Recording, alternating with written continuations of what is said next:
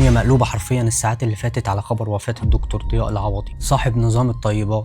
الناس اتقسمت نصين، نص شايفه بطل بيحارب مؤامرة، ونص شايفه شخص دمر صحة اللي مشي وراه. بس وسط الدوشة دي كلها بقى في فخ نفسي خطير جدا بيقع فيه اغلب الناس ومحدش واخد باله منه خالص. وليه في ناس كتير بتصدق اي نظام يقول لهم وقف الدواء وكل سكريات براحتك وهتخف؟ الفكرة مش في جهل الناس، الفكرة في الانهاك النفسي. الانسان لما بيتعب من مرض او من ضغوط حياة بيبقى فريسة سهلة لاي حد بيقدم له الحل السحري، اي حد بيطبطب على رغبته في الراحة ويقول له اللي هو عايز يسمعه مش اللي المفروض يعمله. الفيديو ده مش عشان احكم على راجل بين ايدين ربنا دلوقتي، ربنا يرحمه ويغفر له. الفيديو ده عشان اقول لك احمي عقلك، مفيش نجاح بيجي من غير تعب، ومفيش تعافي بيجي بزرار سحري او بنظرية مؤامرة. التطرف في اي حاجة سواء في الاكل او في المشاعر او في الافكار اخره دايما اذى. لحظة اخيرة، اكبر مؤامرة ممكن تتعرض لها في حياتك مش من شركات الادوية، دي من عقلك لما يقنعك تستسلم وتدور على الطريق السهل الغلط بدل ما تواجه الطريق الصعب الصح.